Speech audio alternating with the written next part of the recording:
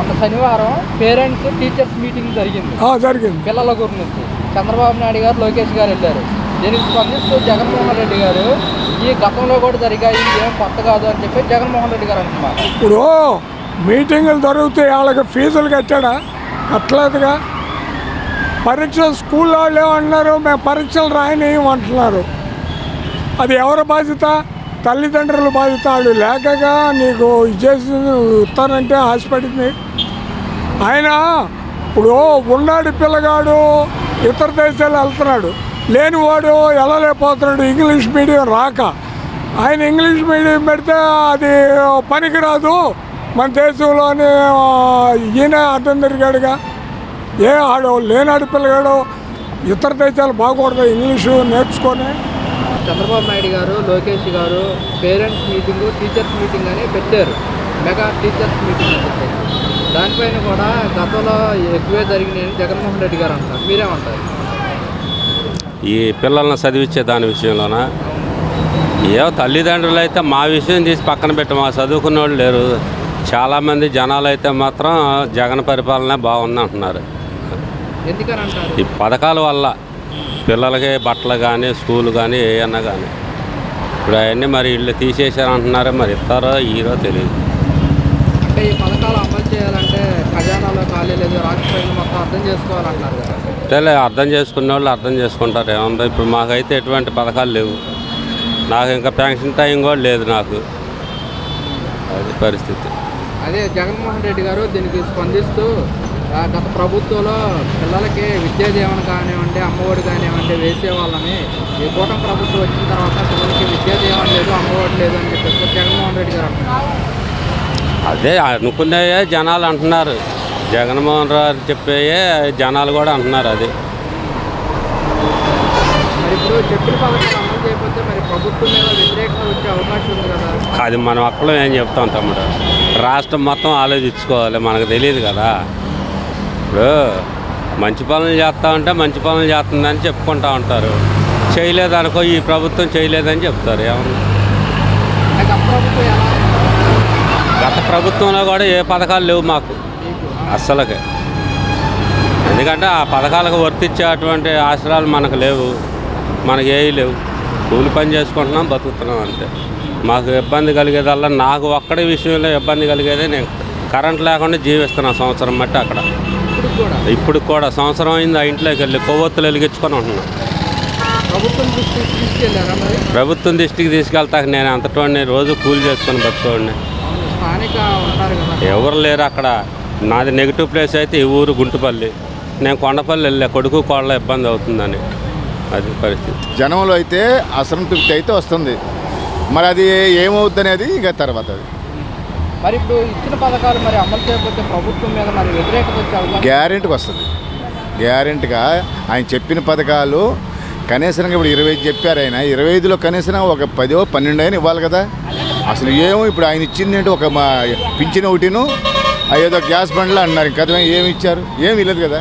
జనంలో అయితే అసంతృప్తి వస్తుంది. అది ఎలా ఏమవుద్ది అనేది ఇక తర్వాత.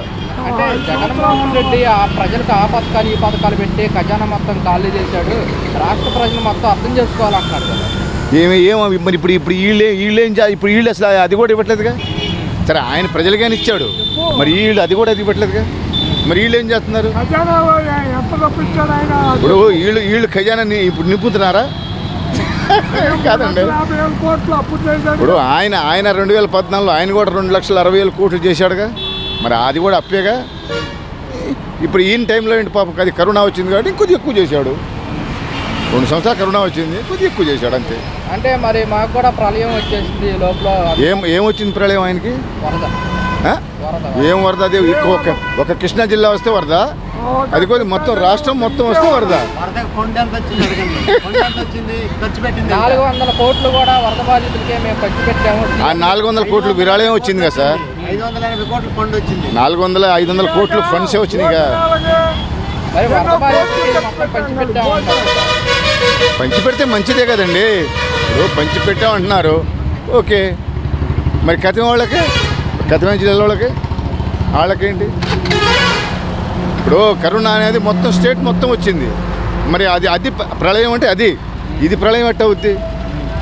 కాదు, ఇది తప్పించుకునే మాటలు. అది అంటే చంద్రబాబు నాయుడు గారు 3 సార్లు సీఎం చేశారు కదా, అప్పుడు గతంలో ఏం చేయలేదంటారా? చేస్తే ఆయన మొన్న 2019 ఎందుకు ఓడిపోతాడు? ఇప్పుడు సరిగ్గా చేయలేదని కదా ఓడగొట్టారు. జగన్ గెలిపించారు. జగన్ ఏం చేయలేదని చెప్పి మళ్ళీ చంద్రబాబుని గెలిపించారు. రేపు చంద్రబాబు ఏం చేయలేదని మళ్ళీ జగన్ వస్తారు. నిన్న శనివారం రోజు చంద్రబాబు నాయుడు గారు, లోకేష్ గారు మెగా పేరెంట్స్ టీచర్స్ మీటింగ్ పెట్టారు. అయితే దీనికి జగన్మోహన్ రెడ్డి గారు స్పందిస్తూ ఈ గతంలోనే జరిగాయి, చంద్రబాబు నాయుడు గారు ఈ కొత్త ఏం కాదంటూ కూడా జగన్మోహన్ రెడ్డి గారు నిజమే కదా. ఆ మీటింగ్ పాపం అప్పుడు ఆయన కూడా చేశాడు కదా, మరి ఇంకా కొత్తగా చేసింది ఏమన్నా? మరి శనివారం చంద్రబాబు నాయుడు గారు, లోకేష్ గారు మెగా పేరెంట్స్ టీచర్స్ మీటింగ్ పెట్టారు. అందులో వాళ్ళిద్దరు పాల్గొన్నారు. జగన్మోహన్ రెడ్డి గారు అంటున్నమాట, ఈ గతంలో కూడా మా ప్రభుత్వంలో కూడా చేసాము, ఏం కొత్త కాదంటూ కూడా జగన్మోహన్ రెడ్డి గారు అంటున్నమాట. మీరేమంటారు? అది వాస్తవమే. ఏదైనా సరే ప్రభుత్వంలో కొద్ది చేర్పులు మార్పులే తప్ప ప్రతి గవర్నమెంటు మధ్యాహ్న భోజన పథకాలు ఉంటాయి, ఈ మీటింగులన్నీ ఉంటాయి, నాడు నేడు ఉంటుంది, అది సహజమే. అయితే చేర్పులు మార్పుల్లో ప్రజలకు ఎంత తృప్తి పడుతున్నారు అన్నది కూడా ఇప్పుడు మనకి అధికారులే కాదు, అధికారులు అంటే ఎంప్లాయీస్ వస్తారు. ఇప్పుడు వీళ్ళు పరిపాలనాధ్యక్షులు, మన పరిపాలనకి ఎలా చేయాలన్నది వీళ్ళు శాసనాలు చేసేవాళ్ళు అక్కడ అసెంబ్లీలో. మరి వీళ్ళు కొంచెం డెవలప్మెంట్ కోసం దారి తీస్తే కానీ డెవలప్ అవ్వదు. మాటలు చెబితే డెవలప్ అవుద్దా? అవ్వదు. ఏదైనా కార్యాచరణ చేస్తేనే డెవలప్ అవుద్ది.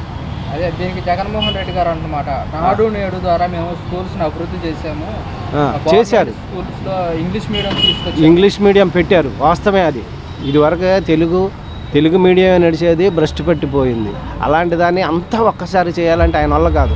ఆయన ఉన్న 5 ఏళ్లలో నాడు నేడు కింద స్కూళ్ళని బాగా కట్టించాడు. ఆయన ఉన్న టైంలో స్కూళ్ళు బాగా మెరుగుపరిచాడండి. నాడు నేడు కింద హాస్పిటల్ కట్టించాడు.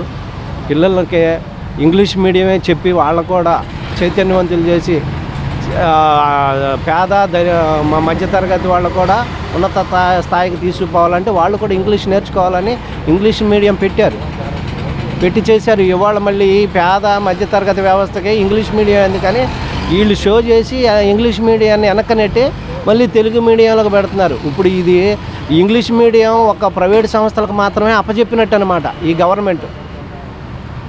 శ్రీ చైతన్యాన్ని, నారాయణని ఇట్లాంటి పెద్ద ప్రైవేటు సంస్థలు ఉన్న వాళ్ళకి ఆళ్ళ బాగు చేయడానికే తప్ప చదువుకోవడానికి ప్రజలందరూ ఇక్కడ ఓటేసిన ప్రతి ఒక్కళ్ళు ఉన్న వాళ్ళు ఎంతమంది ఉంటారు? 40% ఉంటారు. 60% ఓటర్లలో 60% అంతా పేద మధ్యతరగతి వ్యవస్థే ఉంటుంది.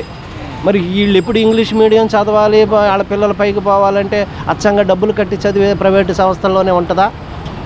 వాళ్ళ రిక్షా వాళ్ళ పిల్లలు కూడా మంచి ఉన్నత స్థాయికి పోతున్నారంటే మన ప్రైవేటు సంస్థల్లో ప్రైవేటుగా స్కూళ్ళల్లో ఇంగ్లీష్ మీడియంను గట్టిగా చెప్పే మంచి టీచర్స్ ఉండి వాళ్ళు కూడా ప్రోత్సాహంతో పిల్లలు పైకి వస్తే తప్ప చిన్న స్థాయి నుంచి పోయే పిల్లలు కూడా బాగా చదివి మంచి ఉద్యోగాలు తెచ్చుకున్నారని చెప్పుకోలేము.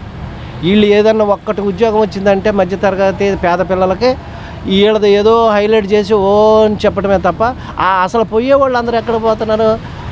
ప్రైవేటు సంస్థలో చదివిన వాళ్ళు 100కి 90 మంది ఉంటున్నారు.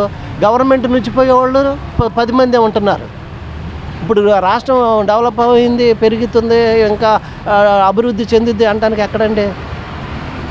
మనం పిల్లలు అనేది ఇప్పుడు ప్రైవేటు సంస్థలోనే చదివిన వాళ్ళు పైకి పోతే గవర్నమెంట్ సంస్థలో చదివేవాళ్ళు ఎందుకు?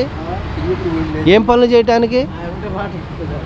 ఇప్పుడు వాళ్ళు పెద్ద ఉద్యోగస్తులు వాళ్ళ దగ్గర వీళ్ళు మళ్ళీ గుమస్తాలు చేయటానికైనా వాళ్ళు పై ఆఫీసర్లలోనేమో ప్రైవేటు సంస్థలో చేసిన వాళ్ళు ఉంటారు. గవర్నమెంట్ స్కూళ్ళల్లో చేశారు గుమ్మస్తాల కింద ఫైళ్ళు పట్టుకోవడానికి, వాళ్ళ ఇంటి దగ్గర పనులు చేయడానికి, వాళ్ళ కూరగాయలు తేయడానికి ఉపయోగపడతారా ఈ వ్యవస్థ అంతా? ఇది ప్రజాస్వామ్యం ఎట్లా అవుతుందండి? ఇప్పుడు చైతన్యవంతులు అవ్వాలి అందరూ పబ్లిక్ అంతా అంటే స్కూల్లో నిజంగానే ఇంగ్లీష్ మీడియం పెట్టాలి. అవసరమైతే ప్రైవేట్ వాటిల్లో కాకుండా గవర్నమెంట్ స్కూళ్ళల్లోనే పిల్లలు జాయిన్ అయ్యి బాగా వాళ్ళు చదివి డెవలప్ అయ్యి వాళ్ళు ఉద్యోగాలు చేసుకుని తల్లిదండ్రులు పోషించుకొని వాళ్ళు కూడా ఒక స్టేజ్కి వెళ్ళేలాగా ఉండాలి. అలా చేయాలి గవర్నమెంట్. అది ప్లానింగ్. ఇదేం ప్లానింగ్ అండి? ప్రైవేట్ వాళ్ళకి ఇప్పుడు వాళ్ళు కోటాను కోట్లు సంపాదించుకొని దర్జాగా ఆంధ్రాలో ఎవడరా కోటేశ్వర్లు అంటే ప్రైవేటు సంస్థల వాళ్ళు, ప్రైవేటు విద్యా సంస్థల వాళ్ళే కోటాను కోటేశ్వర్లు అని అనిపించుకోవడానికి తప్ప పబ్లిక్ ఏం ఉపయోగం అండి? వాళ్ళు ఫీజులు కట్టడానికి పిండి వసూలు చేస్తున్నారు. టీచర్స్కి ఇచ్చేది ఉందో లేదో మాకైతే తెలియదు, కానీ టీచర్స్కి ఇచ్చేది 10,000 అయితే మా దగ్గర లక్షలు వసూలు చేస్తారు పబ్లిక్ దగ్గర, పిల్లలకు ఒక్కొక్కళ్ళ దగ్గర. మరి అట్లా డబ్బులు వసూలు చేసుకొని వాళ్ళు బాగుపడుతున్నారే తప్ప టీచర్స్ వాళ్ళ దగ్గర చేసే టీచర్స్ ఏం మేము బాగుపడ్డామని చెప్పమానండి. వాళ్ళు చదువుకొని ఉద్యోగాలు లేక ప్రైవేట్ వాటిల్లో ఏదో చిన్న చిన్నకు వాళ్ళు ఇచ్చింది తీసుకొని ఉద్యోగాలు వాళ్ళ భవిష్యత్తు కోసం వాళ్ళ కోసం వాళ్ళు పని చేసుకుంటున్నారు. వాళ్ళని తప్పు పట్టడానికి లేదో ఏదో ఉద్యోగం వచ్చిందని. ఇవాళ పబ్లిక్ నష్టపోతున్నామండి. ప్రతి ఒక్క వాటర్ కూడా నష్టపోతున్నాం. ఎందుకని అంటే ప్రైవేటు వ్యవస్థ ఎక్కువైపోయింది, గవర్నమెంట్ వ్యవస్థ వెనక్కి వెళ్ళిపోతుంది. ప్రతి ఒక్కళ్ళు కూడా మనం ఎదగాలి అనే ఆశ ఉండా కానీ వెనక్కి సరే, ఎలా ఉందండి కూటమి పరిపాలన? ఎలా ఉంది? బాగానే ఉంది. పథకాల విషయంలో పథకాలు వస్తున్నాయి, పథకాలు పర్లేదు, బాగానే ఉన్నాయి. మొన్న చంద్రబాబు నాయుడు గారు లోకేష్ గారు పేరెంట్స్ మీటింగ్, టీచర్స్ మీటింగ్ పెట్టారు. అందులో ఇద్దరు పాల్గొన్నారు. దీనికి స్పందిస్తూ కూడా జగన్మోహన్ రెడ్డి ఈ గతంలో కూడా మా ప్రభుత్వంలో కూడా జరిగినాయి, ఏం కొత్త కాదంటూ కూడా జగన్మోహన్ రెడ్డి గారు అన్నమాట మీరే ఉంటారు. ఇంతకుముందు జరిగినాయి కదా, జరిగినాయి, ఇప్పుడు జరుగుతున్నాయి. అంటే కూటమి ప్రభుత్వం ఏర్పడి 6 నెలలు అవుతుంది, తల్లికి వందనం అన్నారు, ఇప్పటికీ తల్లికి వందనం నెరవేర్చలేదని చెప్పేసి జగన్మోహన్ రెడ్డి గారు అంటున్నారు. గతంలో ఎలా ఉంది? గతంలో అమ్మటే వచ్చినాయి. ఫస్ట్ అమ్మ కూడా అవన్నీ ఇంతకుముందు స్కూల్ పిల్లలకు వచ్చినాయి, అన్నీ వచ్చినాయి. ఈ సంవత్సరం ఇంకా రాలే. కాలేజీలు అడుగుతున్నారు, కాలేజీలు స్కూల్లో అందరూ అడుగుతున్నారు. మా ఇంకా జనాలకు అందాల్సిన ఇంకా అందట్లా. అదే జగన్మోహన్ రెడ్డి గారు పిల్లలకి అమ్మఒడి, వసతి దీవెన అని చెప్పేసి మేము అందించాము, కూటమి ప్రభుత్వం ఏం అమలు చేయట్లేదు, ప్రజలు మొత్తం మేము అందించిన పథకాలే గుర్తు చేసుకుంటారని జగన్మోహన్ రెడ్డి గారు అంటున్నారు. నిజం, ఆ తల్లికి వందనం అయ్యి ఇంతకుముందు కొన్ని పథకాలు బాగా అందినాయి జనాలకి, ఇప్పుడు ఇంకా అందలా. అదే మరి ఇప్పుడు చెప్పిన పథకాలు అమలు చేయకపోతే మరి ప్రభుత్వం మీద వ్యతిరేకత వచ్చే అవకాశం ఉంది కదా? ఉంది. ఏమంటారు? ముందు ఇదే గ్యాస్ బండ్లో ఇస్తున్నారు కదా, ముందు అది అందరికి అన్నిటికంటే ముందు స్కూల్ పిల్లలకి డబ్బులే అర్జెంటు, అవి ముందు అవి వేయాలి. కాలేజీలో స్కూల్లో అవే రోజు అవే ఫోన్లు వస్తూ ఉన్నాయి.